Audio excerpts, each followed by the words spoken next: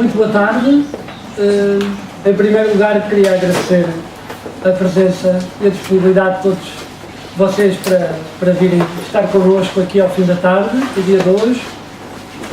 Agradecer também ao Oscar por esta disponibilidade e vontade de também partilhar alguma da sua experiência, alguma das suas aprendizagens também com este grupo mais num ambiente diferente, depois de ter já estado com alguns membros da rede durante o dia a dinamizar uma oficina e depois de amanhã também poder colaborar no encontro nacional que a Rede de Educação para a Cidadania Global está a organizar.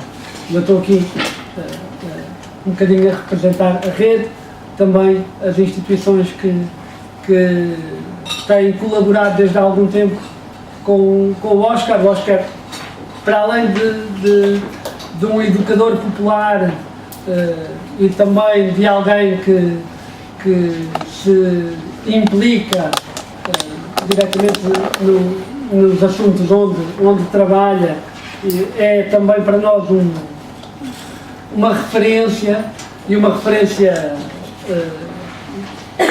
relacional. É uma pessoa disponível para se relacionar connosco, para se aproximar, e por isso temos muito gosto em poder contar com ele para este momento de partilha que se quer depois que seja aberta ao debate e à conversa e ao diálogo convosco. Por isso fica já este convite inicial de que vão tomando notas, porque depois da apresentação do Oscar esperamos ter aqui um momento de conversa entre nós sobre o tema que nos junta aqui hoje, a educação para a cidadania global, ou numa visão mais geral, a educação para a transformação social, e o Oscar vai nos trazer uma perspectiva mais ligada à educação popular e à experiência na América Latina.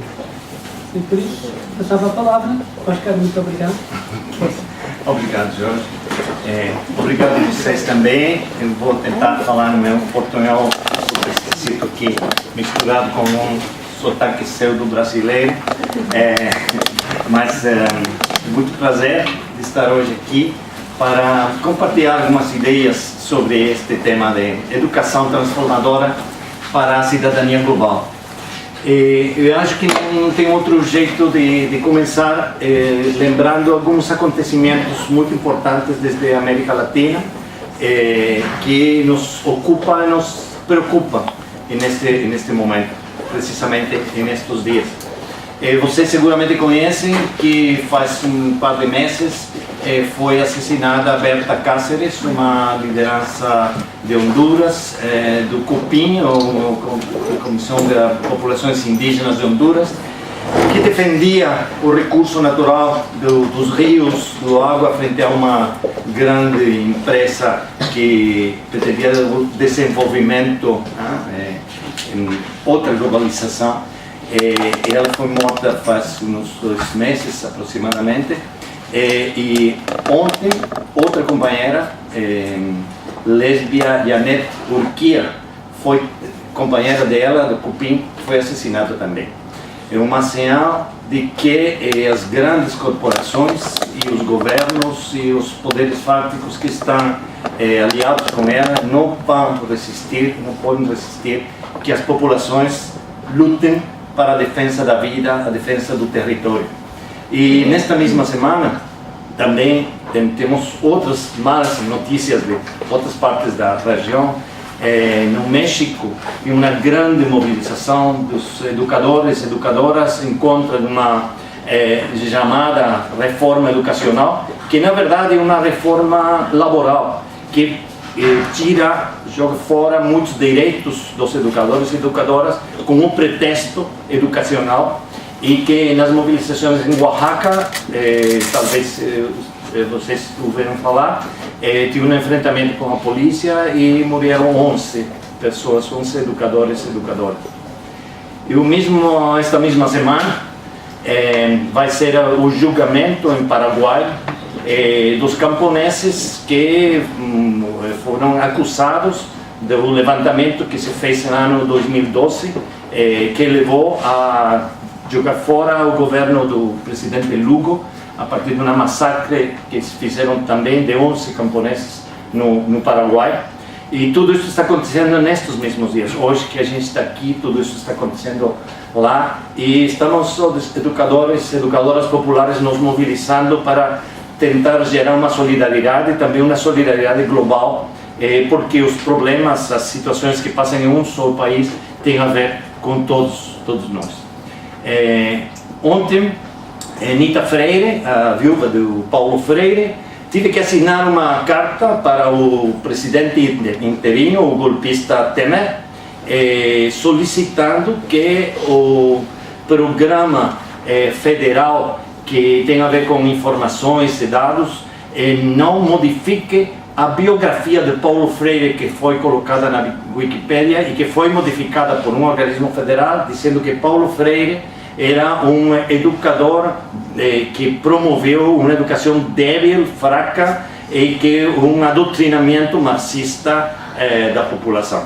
E Paulo Freire, que foi nomeado patrono da educação brasileira, é impensável, não é? Coisas que este governo golpista está fazendo neste momento. Tudo isso está acontecendo nesta mesma semana.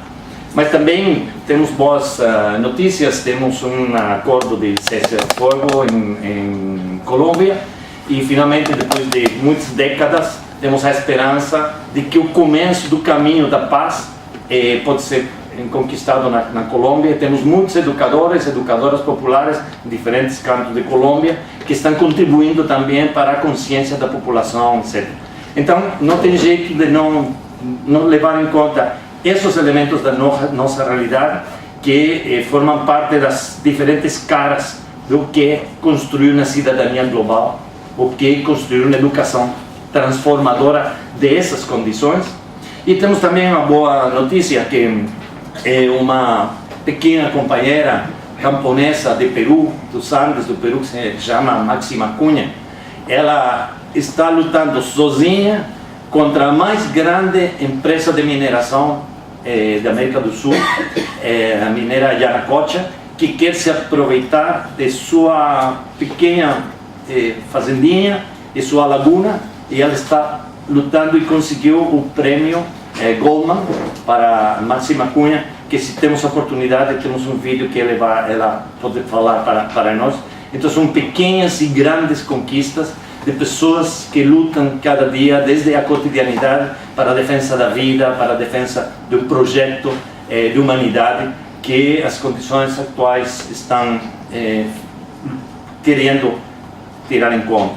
Então, nesse contexto, eu vou iniciar esta conversa com vocês sobre uma educação transformadora para a cidadania global. Talvez dizer que não tem jeito de não fazer uma educação transformadora. A cidadania global não pode se fazer senão com uma educação que transforme as noções comuns sobre a cidadania. Então, talvez vamos colocar algumas perguntas para iniciar este diálogo. Espero não ser muito longo e ouvir falar com vocês, escutar o que vocês pensam destas ideias. A pergunta é: o que tipo de educação precisamos para o que tipo de cidadania e que tipo de globalização? Podemos falar assim, fazer uma pergunta crítica sobre isso. E já comecei assinalando que temos uma indissolúvel relação entre os processos educativos e os desafios dos contextos históricos. Falar em educação fora dos contextos históricos e seus desafios é falar de algo vazio. Essa íntima relação entre não a educação em geral, mas os processos educativos que são levados adiante cada dia por educadores e educadoras de distinto tipo a nível mundial, são fundamentais, que estão colocados diante de seus desafios. Então a pergunta é: que tipo de cidadania a gente vai contribuir a criar? E temos uma noção formal de cidadania, que você nasceu em algum lugar, tem uma identidade e supostamente tem uma cidadania institucionalmente reconhecida, mas temos que pensar se isso é verdadeiramente uma cidadania real, é uma cidadania que reflexa os interesses, as necessidades, as possibilidades, as potencialidades das pessoas que, como cidadãos, intervêm na vida social, econômica e política de nossos países. Ser cidadão significa ser partícipe, ter possibilidade de ter palavra, ter voz, ter ação que tem a ver com os processos sociais, econômicos e culturais, e não só uma formalidade política, porque tem a ver com a construção de relações democráticas de poder. E é por isso que, neste momento histórico, temos também que falar não só de um processo educativo vinculado a um processo histórico, nem somente uma busca, uma procura de uma cidadania real, ativa, que cree e conquiste novos direitos e conquiste uma democracia em todos os níveis, mas também uma globalização que não é a globalização que é predominante neste momento, a globalização do mercado, a globalização de um modelo único de sociedade basado no lucro, o mercado, o consumo, tudo é mercadoria, a educação é mercadoria, as pessoas são mercadorias, mas uma globalização de outro jeito de viver, de outra globalização da solidariedade.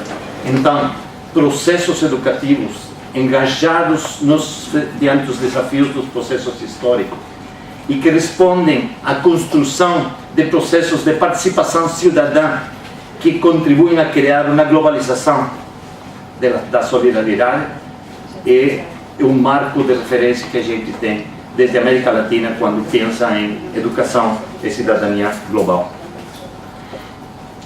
E por isso temos neste momento o grande tema que falamos sempre de mudanças. Falamos que o mundo está mudando, temos tudo está mudando, então precisamos de uma educação para a mudança. Mas desde a ótica de uma globalização neoliberal, a gente tem que se adaptar a essa globalização, a esse mundo de câmbio, para responder à lógica desses câmbios, dessas mudanças. Mas talvez poderíamos pensar que não se trata de nos adaptar a esse tipo de mudanças, mas que teríamos que trabalhar para construir as mudanças que a gente quer, não só adaptando-nos a estas situações, mas visando que tipo de mudança, que tipo de transformação a gente quer criar. Então, uma educação para a competitividade, para a eficiência, para as demandas do mercado global, ou uma educação para o desenvolvimento das capacidades humanas, para o desenvolvimento de um mundo solidário. Esse é o desafio da época. E não tem neutralidade possível. Não é possível dizer, não, eu sou um educador, sou uma educadora que trabalha alguns temas, esses temas já têm conteúdos que estão desenvolvidos e não tem a ver com o que acontece neste momento. Não tem jeito. Estamos atravessados por essa tensão, atravessados por essa contradição e temos que tomar um partido, temos que tomar uma postura. A educação para a cidadania global significa construir desde uma postura, uma proposta, como nos colocamos diante dos desafios do mundo. Esse para vocês, para nós lá na América Latina, os desafios comuns que a gente tem. Qual é o sentido, o senso que tem fazer processos de educação e para quê? Para que tipo de cidadania, para que tipo de globalização? A segunda pergunta é a América Latina hoje na situação muito mais complexa que faz uns anos, em permanente mudança e também desafiada. Eu vou falar agora de América Latina e, como dizem os companheiros do Brasil, primeiramente, fora Temer. Como é? Primeiramente, fora Temer. Esse é o ponto de partida para entender o que está nos acontecendo. Eu vou falar desde o Conselho de Educação Popular da América Latina e o Caribe, que a semana passada tivemos nossa 9ª Assembleia Latino-Americana e Caribenha, e tive este título, quando a gente estive pensando, vamos ter esse encontro de 21 países, educadores de 21 países, 140 organizações e grupos de todos os cantos da América Latina e do Caribe, quais vão ser os eixos, os temas que nos convocam, e foram esses que vocês têm aí: soberania, justiça social, justiça ambiental, democracias participativas e paz. E foram esses os temas geradores, os temas convocantes, para trazer desde as experiências dos distintos 21 países, desde as experiências concretas de educadoras e educadores de nossos países, educadores populares, quais são as situações, as condições e as propostas, experiências que a gente está fazendo, e para criar não simplesmente uma organização, o Conselho de Educação Popular da América Latina, como uma rede de ONGs, mas o Conselho como um movimento de educação popular, como um movimento de educadoras e educadores populares. Esse foi o principal desafio de nos construir como movimento vinculado, articulado com outros movimentos. Movimentos camponeses, movimentos indígenas, movimentos das mulheres, movimentos feministas, movimentos ecologistas, movimentos em defesa da terra, do território, movimentos em defesa dos recursos naturais, movimentos em defesa da diversidade, movimentos em defesa do respeito das pessoas, movimentos em defesa da educação, movimentos em defesa da saúde, movimentos em defesa do teto de moradia. Então, a América Latina está cheia de distintos movimentos e a gente não pode fazer educação popular se não se move junto com esses movimentos. E se esses movimentos não nos movem, a nós também. Então, o desafio não era simplesmente ter uma grande entidade que agrupara as 140 organizações da América Latina e Caribe, mas ter um movimento que, movimentando-se com os outros, possa contribuir às transformações que os nossos povos querem construir na nossa região. Então, nesse contexto, temos situações que talvez podemos depois entrar em particularidade. Eu vou colocar cinco aspectos deste momento atual. O retorno das direitas, e se cria a pergunta, significa o fim do ciclo progressista que desde fins do ano 98, 99, 2000, com o ascenso ao governo de Hugo Chávez em Venezuela, Evo Morales em Bolívia, Correa em Equador, Lula em Brasil, etc., se gerou um processo chamado de ciclo progressista. Significa agora, com o triunfo do parlamento da oposição na Venezuela, com o golpe em Brasil, com a perda das eleições em Argentina de Kirchner por Macri, significa que este ciclo progressista tem acabado? Então é uma pergunta que a gente faz, sobretudo, para fazer uma análise crítica de o que tem acontecido nestes últimos 15, 16 anos, nos últimos 20 anos na América Latina. O que explica que esse retorno da direita se esteja dando, se haja produzido, e segundo, que possa tirar as conquistas que se foram desenvolvendo ao longo destes anos. É uma pergunta muito importante que tem a ver com uma mirada crítica de aquilo que temos feito e aquilo que não temos feito bem, e aquilo que esses governos têm feito e aquilo que esses governos não têm feito bem. E encontramos que estamos passando por uma situação de polarização intersubjetiva e objetiva muito forte, como nunca antes. É uma polarização onde as reações de ódio, de agressão, o irrespeito, a intolerância passam a ser fatores dominantes nas relações humanas em nossos países. Então, é uma situação muito complexa, mas que tem que nos perguntar qual é o papel que a gente tem desenvolvido, que tipo de educação temos feito e que tipo de educação a gente tem que fazer para enfrentar essas situações. Primeiro aspecto aqui, os projetos políticos são projetos políticos, mas o que acontece nos processos políticos?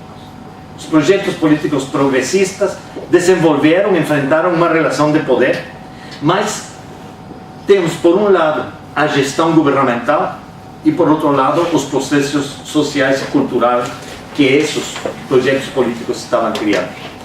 E talvez, na década passada, temos colocado nossa atenção mais no projeto e na ação que se faz desde os governos e temos debilitado as ações que se fazem desde a sociedade.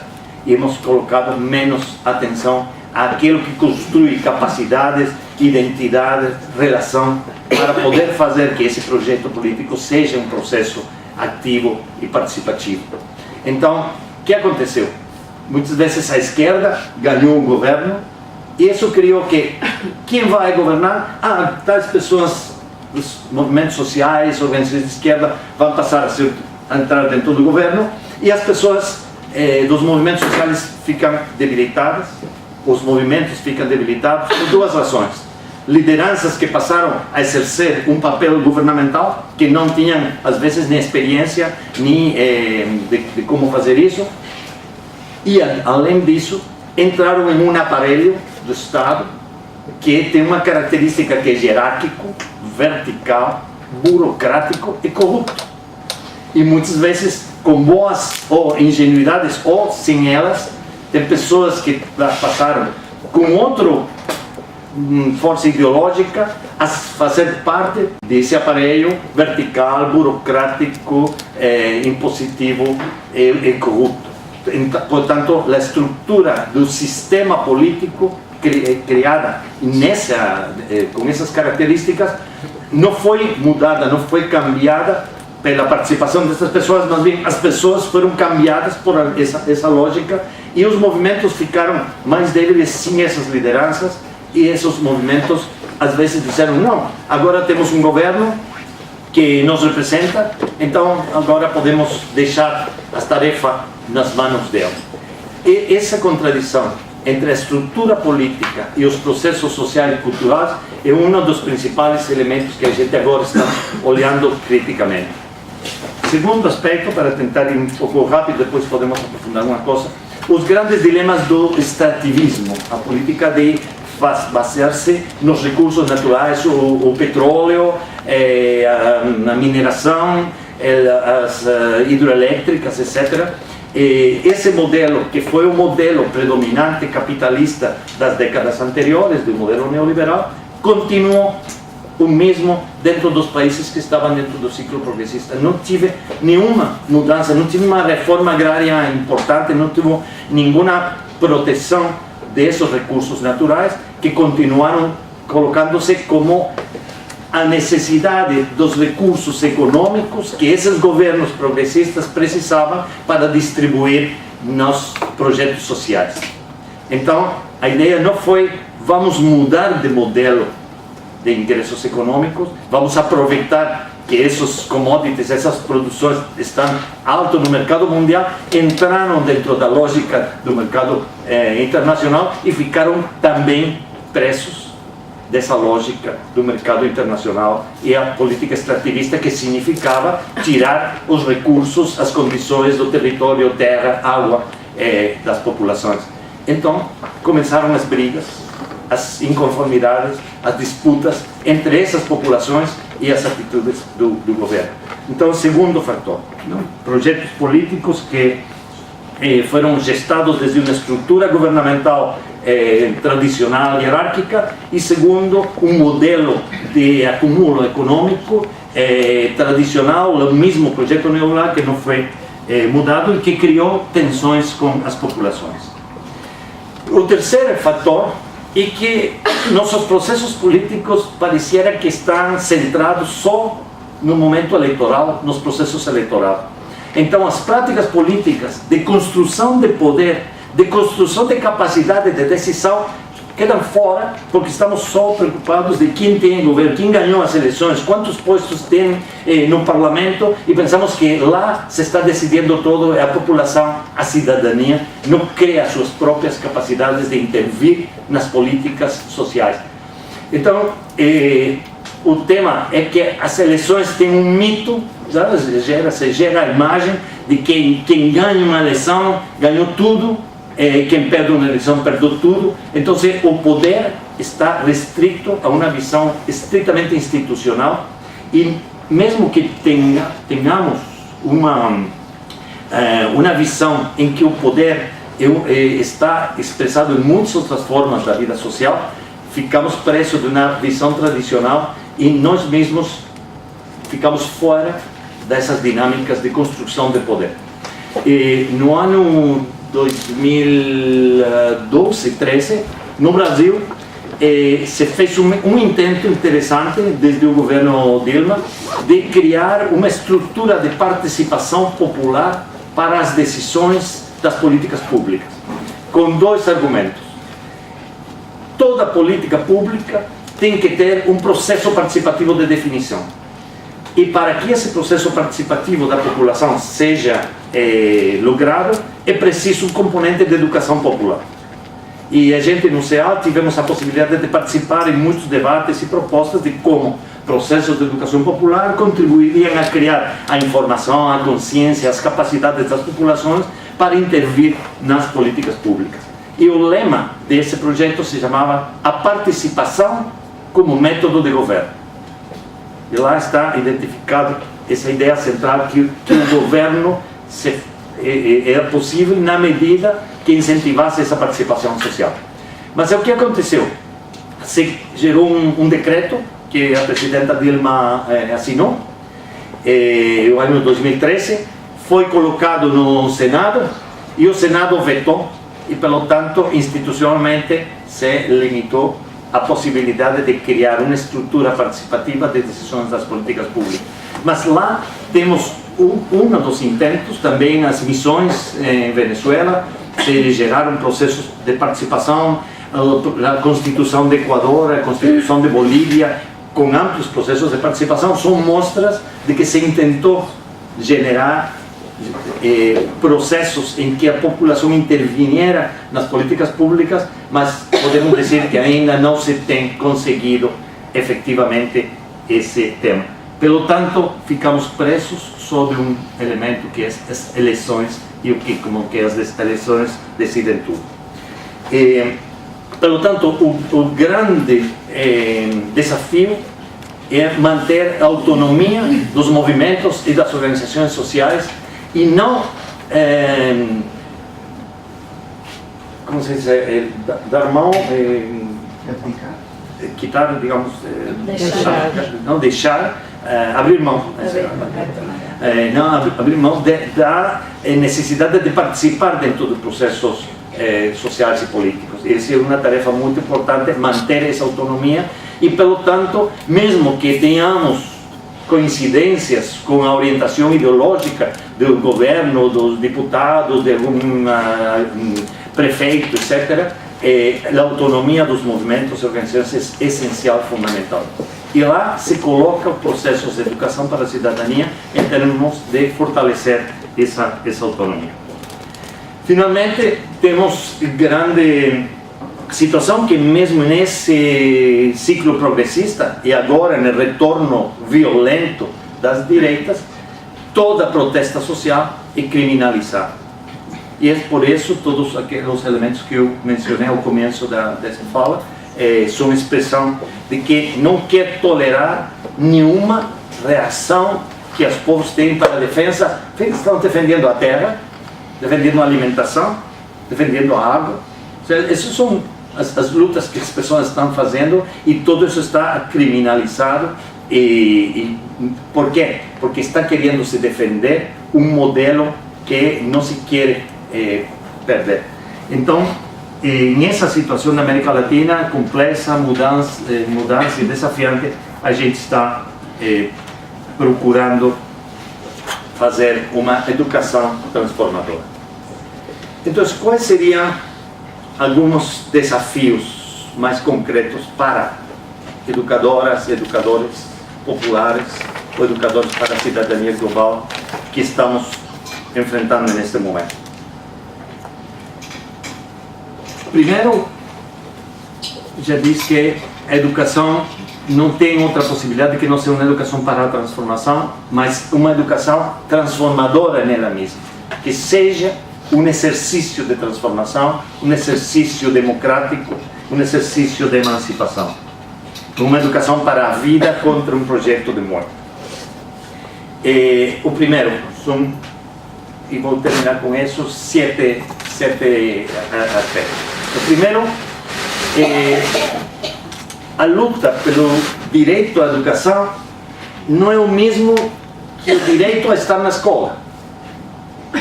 É o direito a participar em uma educação emancipadora, criativa, de qualidade, gratuita, pública, como um direito humano fundamental e, pelo tanto, o direito de gerar as condições para uma aprendizagem crítica e, como dizia Paulo Freire, uma educação libertadora que nos permite cada vez ser mais. Mas quando falamos de uma educação libertadora, no sentido original que Paulo Freire falava, é libertadora em doble sentido. Porque tem uma aspiração de liberdade, mas que permite nos liberar de tudo aquilo que nos está oprimindo, tudo aquilo que nos impede ser pessoas. Uma educação libertadora é aquela que permite liberar as capacidades, as potencialidades humanas que a gente tem. Então, estamos falando desse tipo de educação, desse tipo de direito. Segundo, que a educação para a cidadania global é um processo, ou são processos que combinam os elementos políticos, culturais, pedagógicos e estéticos. Não é somente uma educação que pega alguns conteúdos diversos ou distintos, pode ser qualquer conteúdo, mas que tem uma pedagogia que em si mesma expressa e desenvolve nossas capacidades para pensar criticamente, nossas capacidades para relacionarmos com outras pessoas, nossas sensibilidades para sentir mais aquelas coisas que acontecem em nossas sociedades, que desenvolve também nossas capacidades para desmontar todo aquele discurso e aquele modelo que querem colocar sobre nossas mentes e nossos corações. Essa é uma educação que permite liberar-nos de todas essas ataduras que nos impedem ser. E por isso é um processo pedagógico, político, porque vai criando as condições de poder fazer mais coisas, de poder fazer outras coisas. E estético também, porque sem criatividade, sem imaginação, a gente não pode pensar outro mundo distinto, outro mundo possível. Então, o desenvolvimento da criatividade, o desenvolvimento da imaginação, o desenvolvimento do jogo, da alegria, da felicidade do encontro, nos vai dar capacidade para enfrentar a nossa sociedade e imaginar outra sociedade possível. Então, temos a oportunidade de criar, dentro dos processos educativos, espaços democráticos de diálogo, de debate, de pensamento crítico, de ação transformadora, de exercícios criativos, que nos dão a possibilidade de fazer isso em todos os espaços da vida social. Finalmente, em definitiva, o sentido principal de uma educação transformadora para a cidadania global é que é uma educação não para serem objetos desta história que outros definem para nós, mas ser sujeitos capazes de transformar desde o cotidiano, desde o local, desde a vida particular, até temas globais que atravessam a lógica da vida, a maneira de consumir, a maneira de produzir, o jeito como as pessoas se colocam diante da natureza, diante de qualquer situação do mundo. Ser sujeito transformador é o desafio principal para nós como educadoras, educadores, participar, gerar, incentivar, inspirar, motivar com o nosso trabalho esse processo em os processos educativos.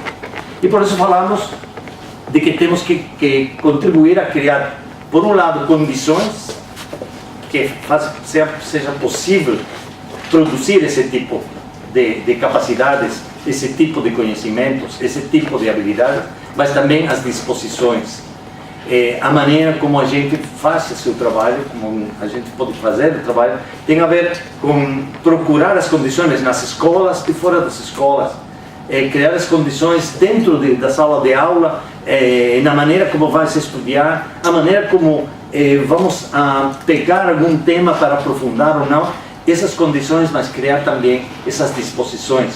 E Paulo Freire tem uma palavra muito interessante quando ele fala em pedagogia da autonomia, que ele diz que temos que criar estudantes curiosos, instigantes, não satisfeitos com qualquer resposta. Então temos que criar também, como falávamos hoje, indisciplina, no sentido de que é bom que tenha muitas iniciativas, que tenham muitas possibilidades de participar, porque isso significa que podemos ir além dos limites.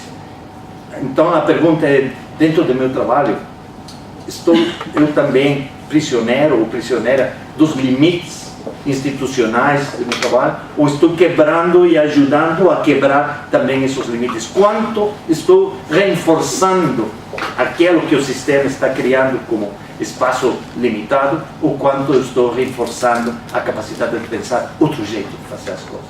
E talvez não é tanto com o discurso, mas com o jeito que a gente faz. Assim se construi outro tipo de relações depois. O quarto desafio é a contribuição a problematizar a cultura política dominante, a problematizar esta ideia de que o governo é quem decide por nós, a problematizar essa ideia que a cidadania é algo formal, institucional, e não um direito que se conquista todos os dias, que se faz também contribuindo organizativamente, que se faz com a coerência da nossa vida pessoal, a nossa vida familiar, a nossa vida na nossa entidade, nosso centro de trabalho. Então, esta ideia de não ficar limitados à satisfação das necessidades imediatas. Essa lógica de consumo que vai criando necessidades falsas, mas coloca como necessidades imediatas, e que sua satisfação é símbolo da felicidade. Então, agora tenho tal coisa, tenho esta roupa, tenho este carro, então já é satisfeito minha necessidade básica. Mas colocar o tema das necessidades radicais, que talvez estão mais presentes que nunca neste momento histórico, a necessidade de viver feliz, a necessidade de segurança em termos de confiança em outras pessoas, a necessidade do respeito, simplesmente das diversidades, das características de cada quem, a necessidade de saber que temos um país, uma casa, um mundo em que a gente pode viver e que pode pensar um futuro para outras gerações, que temos perdido isso também, e cada dia mais. Essas necessidades radicais do ser humano temos que tentar redescobrir nas situações cotidianas, para não ficar prisioneiros de só satisfação das necessidades imediatas e de aquelas falsas necessidades que a cultura dominante a gente nos impõe. Já falei da importância de fazer políticas públicas cheias de participação e gerar outro tipo de liderazgo. Temos experiências que mostram que isso é possível, mas também a lógica do sistema apropria isso. Por exemplo, o orçamento participativo. O orçamento participativo foi criado como uma proposta radical e tem uma pedagogia da participação dentro dela, que depois foi progressivamente debilitando-se e foi apropriado como um grande lema. A gente vai ser participativo, mas é um teatro dele, não sequer um teatro, uma farsa realmente de participação. Então, voltar às raízes insurrectas, às raízes insubordinadas, às raízes transgressoras de muitas propostas que têm sido pegadas por a lógica dominante e voltadas para nós com o mesmo discurso, palavras bonitinhas, mas que enganam e que debilitam nossa capacidade de transformação. E isso significa outros liderazgos. Liderazgos, como diz também Marcela Lagarde, uma conhecida feminista latino-americana, que disse que os liderazgos têm que ser entranháveis, tem que ser processos através dos quais construímos laços profundos entre as pessoas e não nos colocamos por em cima de ninguém, sino que estamos siempre aprendiendo y respetando y reconociendo los valores de otros liderazgos que além dos nossos. O sexto ponto, então, perguntemos-nos, quando fazemos um trabalho de educação para a cidadania global, se nossa pedagogia é ou não é uma pedagogia de resistência, se é ou não é uma pedagogia da proposta, e da construção de capacidades de propor, se é ou não é uma pedagogia do diálogo no sentido não só de uma conversa, mas de diálogo para compreender, como hoje dizíamos numa oficina, escutar, que é mais que ouvir, poder colocar-nos na voz e o olhar das outras pessoas e criar condições de diálogo para ir criando laços entranháveis que permitam nos construir uma sociedade diferente. Perguntemos se nossa educação é uma pedagogia de mobilização ou uma pedagogia de aquietamento. Desenvolvemos ou não uma pedagogia da esperança, muito ligado à construção de relações amorosas entre as pessoas, à paixão de encontro entre as pessoas. Eu não sei se vocês conheciam essa história que a Paulo Freire uma vez perguntaram, mas professor, olha, como é que você fala nestas condições tão terríveis que a gente está morando, vivendo, da esperança? Por que você fala sempre da esperança? E Paulo Freire diz, eu falo sempre de esperança porque sou um homem esperançoso. E sou esperançoso porque eu gosto muito de fazer o amor. Não tem possibilidade de criar uma esperança se a gente não faz as coisas com amor, se a gente não tem uma amorosidade que cria um laço de encontro, de imaginação, de procura de outro tipo de relações. E por isso perguntamos se a gente desenvolve ou não uma pedagogia da solidariedade, ou é uma pedagogia da competitividade, uma pedagogia isolada para cada quem. E temos porque todo isso é a contramão de todo aquilo que nossa sociedade está todos os dias, bajo todas as formas, na estrutura do sistema educacional, nos mensagens dos meios de comunicação, na lógica cultural, todo vai dirigido à competitividade, à individualidade, o lucro, o consumo. Então, temos muita coisa, como dizia uma vez um companheiro camponês, mas quanta coisa em conta temos que lutar mesmo assim. Quanta coisa, cada dia aparecem mais, vamos analisando, também isso, que problema. O futebol, as Olimpíadas, todo aquilo tem uma cara que temos que ter uma capacidade de olhar crítico e de criar uma resposta diferente. Finalmente, você se lembra que quando Nita Freire, viúva, morreu, Paulo, ela pegou escritos que ele tinha escrito lá à mão aí, e estava pensando qual era o título que podia pôr a essa coletânea de escritos, porque tinha a pedagogia do oprimido, depois pedagogia da esperança, depois pedagogia da autonomia, depois pedagogia da indignação. Então ela olhou que o mais claro seria pedagogia dos sonhos possíveis. E é aí onde temos o clique, precisamente para desmontar aquilo que o sistema quer que a gente continue fazendo para a sua reprodução, criar a capacidade de outros sonhos possíveis, de pensar outra sociedade que é possível. E é possível porque a gente pode criar, e estamos criando. Então, a inspiração não é um sonho de uma utopia que está lá longe, mas está nas experiências e possibilidades que em todos os cantos da América Latina e aqui, imagino também, em todos os países, podemos encontrar experiências significativas que nos inspiram para pensar, se isso é possível aqui, a esse nível, é possível fazer a outro nível. Mas não matar nossa possibilidade de sonhar e de pensar que isso é possível, porque então assim podemos construir essa possibilidade.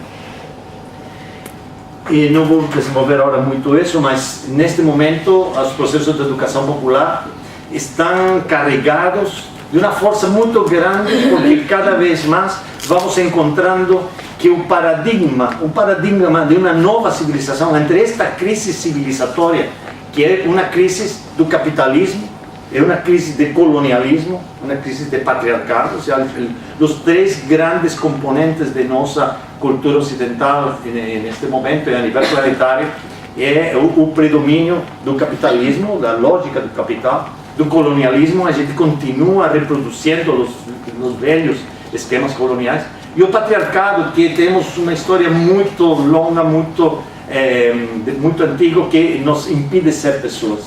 Então, desenvolver processos de educação para a cidadania global significa quebrar a lógica deste modelo dominante, e o bom viver, ou suma causa e suma tamanho, são distintas aproximações, aparece como um paradigma do futuro, mas que vem sustentado por uma convicção histórica dos povos indígenas, e não só na América Latina.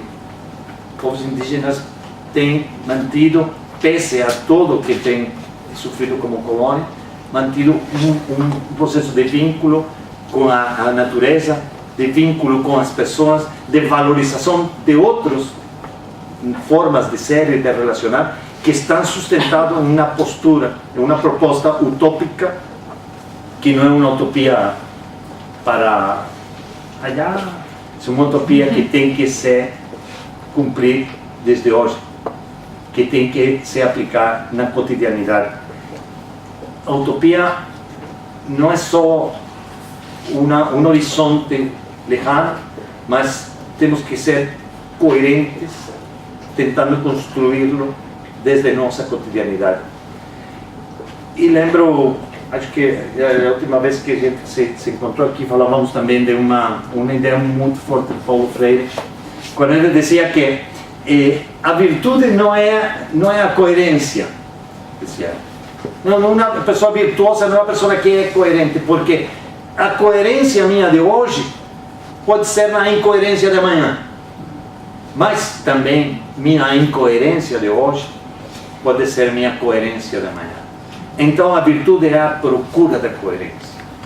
Então, se temos esse sonho possível, temos essa utopia, o bom viver imagina outro mundo possível, então por que não achamos como podemos nos construir agora isso, desde nossa prática, e vamos criando um vínculo em que a utopia se faz realidade. E termino já com algumas imagens do norte e do sul que reflexam estas múltiplas atitudes, ações de resistência, de proposta, de mobilização, de indignação e de criatividade de outras realidades possíveis. Na nossa América Latina, aqui, em Portugal, na Europa, estamos vivendo momentos realmente complexos. Nossa subjetividade, o padrão cultural dominante, é um padrão cultural muito forte, muito grave, e a lógica de desmontar isso é um grande desafio para nós como educadoras e educadores.